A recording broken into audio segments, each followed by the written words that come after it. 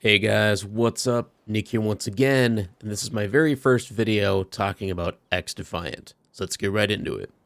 This video is all about the importance of xDefiant and why I feel it honestly will probably save first-person shooters as a whole. I know it's a very big statement to make, and I'm probably over-exaggerating just a little bit, but I truly cannot express how much I have been enjoying this game and absolutely loving it. And it's brought my love of first-person shooters back into my life. I used to be a huge Call of Duty fan. I've been playing since COD 4, way back in like 2008, 2009 era, and I've played every Call of Duty since. I've purchased them right off the rip. I pre-ordered 90% of them until these last two releases. So Vanguard and Modern Warfare 3 have just, I don't know, it just seems like every new COD release is just getting worse and worse and worse. Just more microtransactions getting shoved in our faces, but yet the base game price keeps going up. They really only seem to care about their Warzone players, and when it comes to the 6v6 regular multiplayer, it's just getting left in the dust. Don't get me wrong, this last time around with Modern Warfare 3, I thought it was honestly a step in the right direction. I loved all the remake maps of the Modern Warfare 2 levels, because my biggest issue with most previous Call of Duties has been the map selections have been just absolutely atrocious, and obviously remakes of one of the best Call of Duties ever made, when comparing the multiplayers that is, it really just shows that they've just run out of their luster. I don't really know how to explain it. It just feels like their map design and everything has just been really going down the toilet. But that being said, only a few months after release of Modern Warfare 3, they started throwing out random updates that just made the game worse and worse and worse, and every new map that they added was just worse than the last one, to the point of me never coming back. And on top of that, it just feels like they never really fixed the main issues or core issues of the game. I feel like the movement is just getting astronomically annoying, and of course the biggest issue being skill-based matchmaking, which in my opinion not only ruins the casual gaming experience, but of course ruins anybody's day trying to be good at the game. I know every content creator out there for Call of Duty has stated that skill-based matchmaking is the worst thing of all time and it ruins every single game when it comes to Call of Duty, and I'm not a huge pro at these games. I'm not a COD creator, but it's one of those things where I definitely see their points and I have to agree with them. I'm one of those guys that when I play, I can do pretty well when I get my mind to it. But for the most part, I just want to unwind after a long day of work. I want to jump into a lobby with some friends, shoot a couple people, and go on about my day. And I felt like whenever I played any of the new Call of Duties in the past 5 years, I've had to basically lock in everything, turn off my phone, not pay attention to anything else but that game for the next 2 hours if I even wanted to have a chance. It was absolutely annoying, and it got me to the point where I just didn't want to come back. And I've never had that feeling in Call of Duty for the past 12 plus years until recently. So it's just a really big bummer, and it just really hurts me to know that Call of Duty is where it's at today. And a lot of people are saying xDefiant is the Call of Duty killer, but in my opinion, Call of Duty kind of already killed itself. But with that aside, I want to talk about in this video why I feel xDefiant is extremely important right now to the first-person genre, and I honestly do think it could save Call of Duty for the next release. At least that's what I hope. I have written down 10 different things that I feel make xDefiant important, and just the things I really haven't been enjoying with this game. And don't get me wrong, this is not a perfect game by any means, it still has issues, but I think I'm going to put that in a different video. So make sure to subscribe so you don't miss that one coming up. And with this list here, they're not going to be in any particular order, so don't think like number one's most important or anything. But starting at number one here, that makes it feel like for me, xDefiant stands above the rest, is honestly the movement. I've heard a lot of complaints online of people hating the movement or thinking it's too crazy with the bunny hopping and slide canceling and all that stuff. And it's like, honestly, I think this feels a lot like classic COD. It feels a lot like Black Ops 2, Black Ops 3 era, just of course without the exosuits and stuff like that, thank God. But it really just brings me back to those golden age days of Call of Duty multiplayer, and I really have no complaints. I mean, the bunny hopping, yes, it can be annoying, but if you get used to aiming in this game, and especially if you're on mouse and keyboard, I don't really think you have anything to complain about, because I've been able to pretty much outshoot any of the bunny hoppers as long as you track them properly. They are working, though, to fix this, quote-unquote.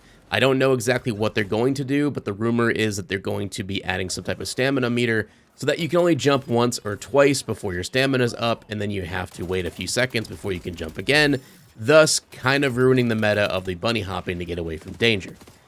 But again, I don't know if that's official. It's just one of those things that sits in the talks, and we'll have to see if that actually happens. But other than that, just the movement feels very solid. It's very fluid. I love the fast-paced nature of this game. I really, again, have no complaints when it comes to the movement other than just, I love how fast it feels. I love that there's like infinite sprint. You don't have to worry about your fatigue on your character or any tactical sprint and BS like that.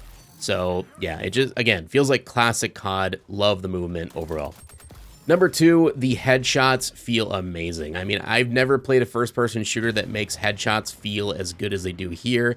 It kind of reminds me of Overwatch in that sense. When you get a headshot in Overwatch, you guys know what I'm talking about. It's just got a really good sound effect to it. It gives you a very obvious static indicator that you got a headshot. And the amount of damage that gets added to every weapon when hitting headshots really just seems to tell us that they really want to reward good aim for those players, and I really got to commend them for that. Number 3 is the maps. I've never played a first-person shooter, especially a brand new IP like this, that had such good maps right out the rip. Don't get me wrong, there's still some stinkers in there. My number 1 most hated level right now has got to be Echelon HQ. I hate that level. I know some people like it. I think it's got a unique design to it. I like the look of the level and the aesthetics, but that's where it stops. The layout of it is so just convoluted.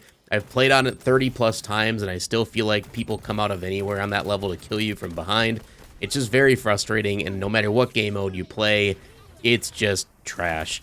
But other than that, every other map I genuinely have been enjoying and liking so far, and they feel really good to play on. They flow well. They have that kind of 3-lane, old-school Call of Duty vibes to it. Makes a lot of sense, being that a lot of the people working on xDefiant are ex-Call of Duty creators, so it makes sense there. But yeah, when it comes to map design, I think that's one of the biggest assets to a multiplayer game, and if your maps suck, the game is going to flow terribly and not feel good at all. And again, like I said before, I think Call of Duty has really fallen flat in their map selections in the past few years, so this game really stands out above the rest just for their map design alone. Number 4, that most of the guns right now feel really fun to play. There are definitely some that stand out above the rest, and there's some that really do suck and need some buffs. But for the most part, there's nothing that's just insanely overpowered. I know a lot of people have been complaining about the sniper rifles, but for instance, I've watched some videos from FaZe Jev, and he's talked about sniping, and you look at him and you know he's an amazing sniper in Call of Duty. And he even says that sniping in this game is not that easy. I'm going to take his word for it because he's not getting paid to say that. So it's one of those things, like, I've tried sniping in this game and it is a lot of fun once you get it down, but it's not easy. I mean, it does take some skill, and if you miss that one shot, you're probably going to die because, again, a lot of the ARs in this game are really, really good. So not only the snipers are good, but you got stuff like the AK, the M16, the Vector, MDR, the ACR. The list goes on. There's a lot of really good guns in this game, but it definitely feels, at least right now, very AR heavy. The SMGs, I feel, need a little bit of a boost, whether that's a damage range boost or something, but just it really feels like they're only usable if you're within 5 feet of somebody, where like the ARs you can use at any range. So right now the ARs feel really good. SMGs need a little bit of boost. LMGs feel okay. Marksman rifles, I feel, could get a little bit of a boost in their damage because they put a cap on their rate of fire, which is kind of annoying. So yeah, there's some things that can be mixed around and changed, and the medals will probably change as time goes on. But for the most part, I've been very pleasantly surprised at how balanced the weapons feel right now, except for just, again, a couple outliers that I feel will probably be fixed in the next few weeks. So I'm just excited to see what's coming next. And number 5, the factions all feel very fun, and they're honestly relatively balanced, but they're balanced in the way that every single faction feels kind of broken or overpowered. I might be an outlier for this, but I genuinely think that's the better way to do it. I'd rather have broken / fun ultimates to go for and abilities to use than to use abilities that are boring and just don't really seem to do much, and everybody's just kind of the same. So I understand you can only go one or both ways when you have a hero shooter like this. You either have to make them all overpowered but counter each other, or make them all boring and thus balanced, but then the game just isn't fun to play as. And it feels just like Call of Duty at that point. So I do like the factions. I do like the different abilities. Probably my favorite faction right now is the Libertads, or the Healers. I just absolutely love the ability to be able to run around and throw this thing on the ground that heals not only me extremely quickly, but my teammates. This game does not have any type of shield on your body. It's all just HP based. So it's basically like rehealing your shield within seconds compared to normally like a 30-second wait time, it feels like, with every other character. So that's a huge plus. But of course, everybody else has their own advantages, like DeadSec, for instance, has like a little spider bot that seems to be very annoying. Most people are saying they should remove it. I'm kind of on that same side. It is pretty broken. The cleaners, who have their fire damage, which is really, really strong. So even if you lose a firefight, sometimes your fire damage can continue to tick away health and kill somebody after the fact, which is always hilarious. I love all the different factions. I don't really have one that I absolutely hate or think it's underpowered. They all have their own reasons to be in the fight. And I do feel like they've done a really good job at making sure that if you have a team with you, make sure everybody's playing something different. If you're all running the same exact character, I've noticed those games I end up losing because you have to have a mix of everything in order to do the best. So yeah, again, the different factions all feel really good. I don't really have any complaints there. Number 6, the TTK, or time to kill, is great, and the guns feel really fun and fair in most gunfights. So what I mean by that is the time to kill is pretty long in this game compared to other Call of Duties you played in the past, especially if you look at Modern Warfare 3, where it feels like 2 bullets and someone drops that in front of you. This one, people clearly have a health bar above them, and it takes a good solid shot or two from most high-powered weapons to actually take someone out, even with headshots. So that, again, comes back to the headshot damage being a very huge asset to your aim. But yeah, I think the time to kill is great. I don't think they need to nerf it. A lot of people are complaining, oh, it's too much, it takes too long to kill somebody. I think people just need to get better. They need to get better with their aim, because this feels exactly how it was back in like the Black Ops 2, Black Ops 3 era, like I said before. I think the time to kill is perfect. And I do like that gunfights feel fair. And what I mean by that is in Call of Duty, it really feels like every time you get in a gunfight, it wants to choose one of the other to win this fight right off the bat. So someone's going to die. In this one, I can't tell you how many times I'd be in a gunfight and me and the other person would have relatively the same amount of aim and skill, and we end up actually killing each other, and it's hilarious. And I just feel that's more fair. But of course, there's going to be times when you're going to win the fight or lose the fight, but it just... Overall, with the TDK, I think it's very balanced, and I don't really see a reason for why they should change that. Number 7, playing as a team and doing the objective is actually rewarding, and the game makes you feel rewarded for doing that. I've never played a first-person shooter in this nature where I really actually feel like I want to play the objective. I've been that guy where I'll go off solo missions, basically, and just go for the kill streaks and go for kills the entire time. And I genuinely think the lack of kill streaks is a benefit to this game because it makes me want to run just for objective because you get more XP for doing it. And not only that, but when you win, you get a lot of XP and it feels good to win. And it feels good to run as a team. I mean, I made a lot of friends to this game already as well. There's a lot of great players out there. And you're going to obviously run into some toxic assholes, but that's just online playing at this point. But I gotta say, compared to Call of Duty, I genuinely like playing as a team instead of just solo, and that does not matter what game mode I'm playing. I feel like the objective is always fun. Number 8, I kind of already talked about this in my last one, but yeah, the lack of kill streaks I think is genuinely a good thing. I know there's been some discussion online of people wanting kill streaks added to the game. I think those people are idiots, and they should stick to Call of Duty if they want kill streaks. This game definitely would be too overcrowded, and it would just be annoying as hell, running away from chopper gunners and nukes and all that stuff while you're also dealing with ultimates and different random attacks and special abilities that each faction has. It just would be way too much. I feel if they added kill streaks, they would then have to remove the ultimates, and then at that point, what's the point of playing different factions? What's the point of calling it a hero shooter? So yeah, I think kill streaks are a waste of time. I don't think that should be in the discussion. I think this game is just fine without them. It has enough things to work towards and grind for to make your actual gameplay feel fulfilling.